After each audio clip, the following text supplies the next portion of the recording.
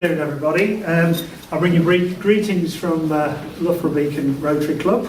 Thank you very much for the lovely meal and the excellent hospitality. As Colin says, I'm going to tell you about Young Enterprise, and I thought that perhaps it would be useful to start, before I tell you what it is, to give you an idea of scale, because often I've started talking about this and people afterwards have said, oh, there's 5 or 6 of you. Well, no, there's rather more than that. So Young Enterprise is the UK's leading enterprise and financial education charity, and we reach 250,000 young people every year. I won't read much, I'll just read what they consider to be the most important thing. We make the connection between school and the world of work, engaging young people to develop the knowledge and attitudes they need to succeed, building on 8 key skills: communication, confidence, financial capability, initiative, organisation, problem solving, teamwork and resilience. So we work with primary schools, secondary schools, universities and special needs schools as well. We support 9,000 teachers every year with the help of 7,000 volunteers and 3,500 businesses. So that's nationally, and then I won't list a whole load of figures again, but just to say that the equivalent numbers for Leicestershire are 126 volunteers, a further 41 business advisors, which I'll describe in more detail in a moment, and in total 1,600 kids. So that's the scale, so you know it's not a small organisation. So what we actually do, I think it's simplest to describe our core programme, which is the company programme, which is pitched at children between the age, or I shouldn't say that, students, young people between the age of 15 and 17.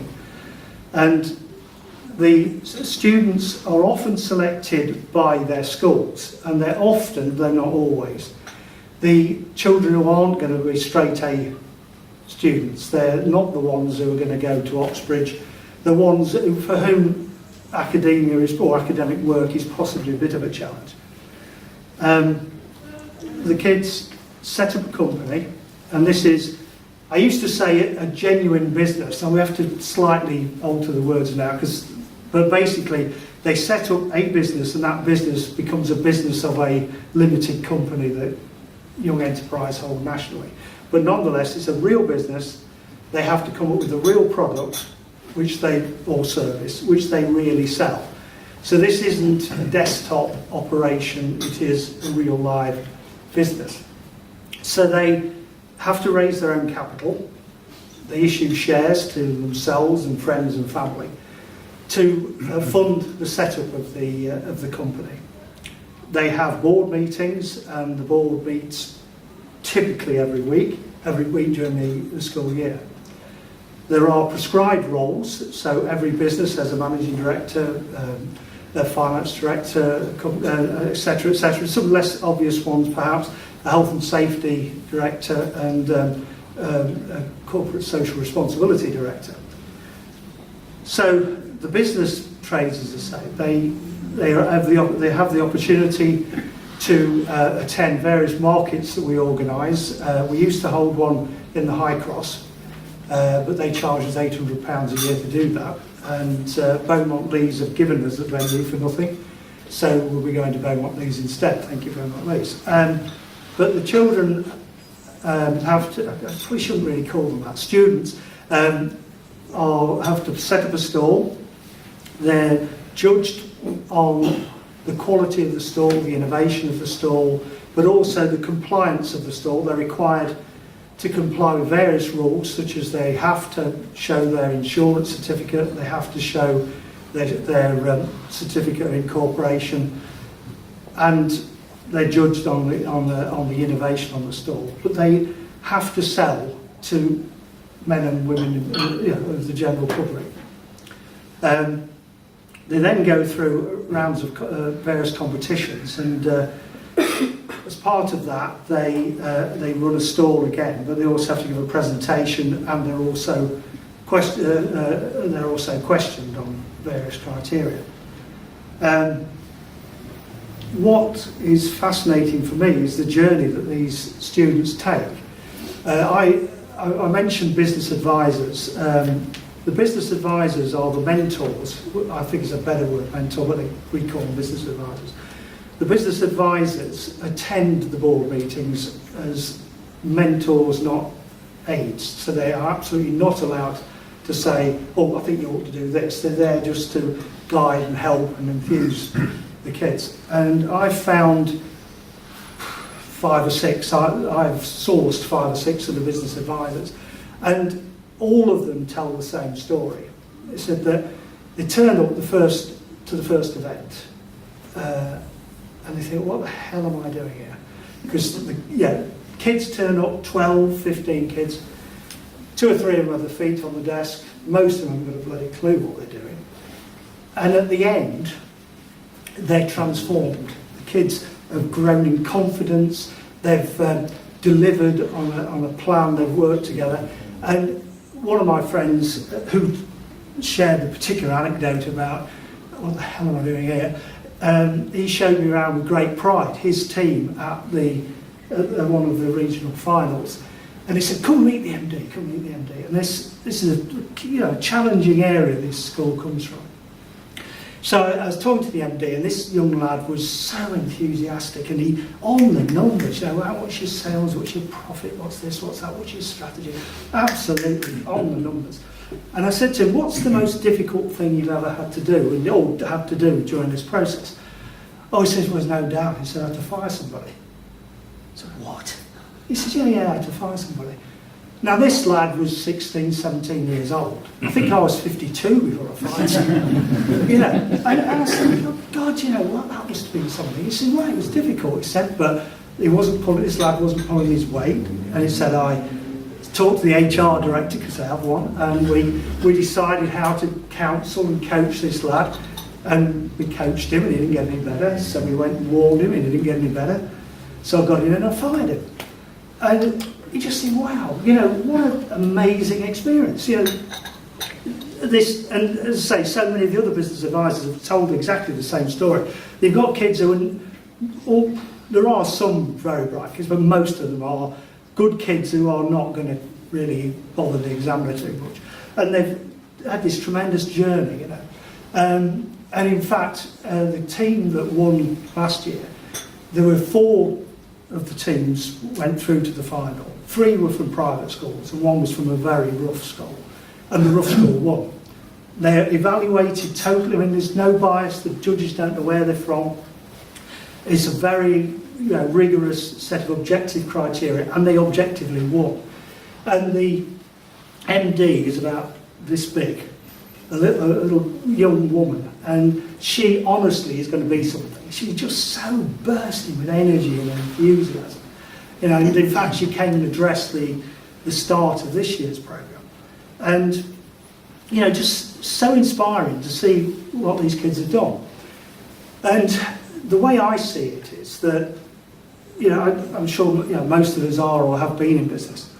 Yes, the academic qualifications are vital. Kids have to be numerate, they have to be literate, and all of that is important. But that, if you like, is a ticket to the dance. The thing that the differentiation between high performers and the mediocre are all the skills that we talked about at the beginning in terms of what Young Enterprise seeks to do. Because at the end of the programme, these kids, have had to come up with a strategy. They have had to execute that strategy. They have had to work together as a team. They have had to deal with interpersonal difficulties, all of which I think are tremendous skills for the future. So that is the company programme, and that's the programme about which everything else is based, really. The team programme is a modified programme for kids with special educational needs, and that's much more a hand-holding process. So they don't do it to the same degree as the shall we say mainstream kids, but for all that they get the opportunity to design a logo, come up with a product and all the rest of it. and they, with a lot of support, prepare their products and sell them. And then the other end of the spectrum is the startup program, which is very similar to the company program, except it's for FE and HE students, where this time the product, whereas with the company program, it's quite unusual that the company survives. So normally it's wound up at the end and it's a 1-year process. But with the startup companies, they are literally going to have a product which they anticipate they will take to market.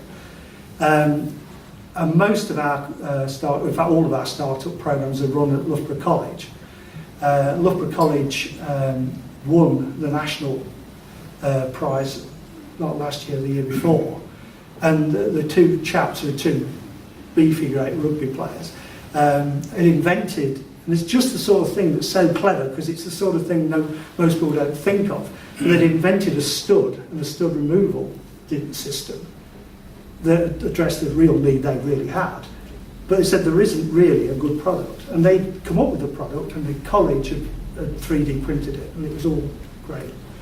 And so they won that in the UK, went to Helsinki and presented it to, as part of the European contest. And an American businessman whose name escapes me, but I looked him up and he really is famous. He's a major sports promoter. And he offered them £60,000 as seed money to get their company going. Unfortunately, they're both props.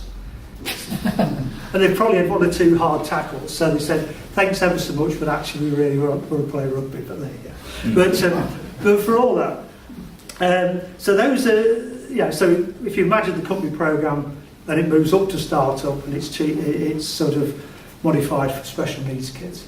So in terms of what we're always looking for is, I suppose it's, firstly, we're always interested in people who want to be business advisors, mentors. So a business background is ideal but not essential. Not all of our mentors are business people, but they've got savvy and they know how to organise and they know how to guide rather than instruct. So we're always looking for business advisors, and I commend it to anybody, because it's everybody I know who's done it really loves it. As I say, be prepared for the first day when you think, what the hell am I doing here? But look forward to the end of the process when you'll go, wow, that was really something. We are always looking, frankly, for businesses who want to sponsor prizes, want to provide business advisors as part of their management development. Quite a few large companies, Dunhelm, have just come on board and are providing business advisors as part of their management development. GE are doing the same. So money, people and facilities. So a lot of companies will have large conference rooms, etc., and we're always grateful for those. And then also, I mean, to be honest, we do have schools in OB and Leicester, but a predominance of what we do is in the Charnwood footprint. We're certainly not Charnwood based, it's just where our full-time officials have come from. So if anybody's interested, please do speak to me. But if you want to be a mentor business advisor, we'd be delighted to hear from you. If you have some money, we'd be very delighted to hear from you. And if you have a business that you feel this is relevant for, please let me know. So I hope that was interesting. Yeah, thank you.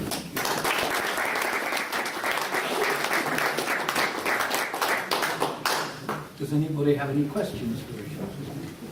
Oh, thank you. Having been a business advisor in Young Enterprise, oh really? Oh, right. I know all about the pitfalls of it. And one of the issues that I think is faced by Young Enterprise, and I don't know whether it's been solved, is the interface between those students and the school, because always historically it's always been seen as extracurricular activity, and therefore it demands that there is somebody in the school that has a passion for it. Has that been resolved at all? Has that been more integrated into the curriculum? Well, I wish I could lie to you and say yes. I mean, as you know, the school side is called a centre lead, and yes, it's all very, very dependent on the centre lead. for a variety of reasons. The centre lead, and one particular centre lead, the chap who I mentioned who gave the anecdote about being a business advisor, his centre lead was appalling because he used to, the kids would make a mistake and he'd say, "No, out of the way, this is what you do." And my friend said, "Look, we're not here to do that. The kids learn by failing. If we keep picking them up, they won't learn."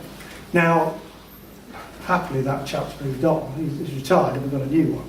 But yeah, the centre lead is an essential part of the process. And you know, some schools have come in because there's a new centre lead who's fired up and truly believes. Some have dropped out for people moving on, and frankly, the problem is, particularly for the remaining LEA schools, is that the national curriculum doesn't allow much freedom of movement. So, I mean, we have a lot of schools engaged. We'd like a hell of a lot more, and we lose some and we gain some. And yes, the centre lead is critical. And some schools, you know, the kids meet at lunchtime or after school because the school won't find time in their curriculum. Others do have business studies or whatever on the curriculum, and they will allow the students to work during school time. This is a real issue, absolutely. Thank you. Rodney. Two parts, really. You've talked about the competition going on, and if that's somewhere where we can go and see it taking place. Yeah, absolutely. Please. Sorry. That was the first question. The second, is this something for individual Rotarians, or is your club project managing part of it? No, it's very much individuals. And it's probably driven by my passion, really. But, I mean, we do have Rotarians as business advisors. But yeah, I'm sorry, I answered your question so rapidly, but our club have not yet been to one of the finals, and I will certainly invite them. And if you'd like to come, you'd be very welcome. I think you'd find it fascinating. It really is, and uplifting, because you know, even though we hopefully all know better, the press does love to pander to prejudice, and you know, have you believe that every child, every 15, 16, 17-year-old is allowed to lay about and all the rest of it. And you meet these kids and you realise that's far from the truth. It's quite, I find it inspirational, to be absolutely honest with you. So perhaps I'll send you information when the next finals come up. Thank you. Anyone else, please? Oh, Moira. Can you tell me how you work with the primary schools? Well, we don't in Leicestershire. Sorry, that was. But sorry, no, that's not quite true. I should back up there. I'm the chair of the local volunteer board, and the local volunteer board is exactly what it says, and we support a full-time employee, the area manager, and we support her predominantly with start-up and company programme, and to a lesser extent team programme. But she does actually run I think it's the tenner challenge, where the kids have £10 and we have to turn it into more than £10. I think the national winner turned into like £2,000, which was we bought a cosh and went and mugged people. I don't know, but yeah. So for the kids, for the small children, it's more to do with the tenner challenge, which, to be honest, I don't get involved in. Thank you.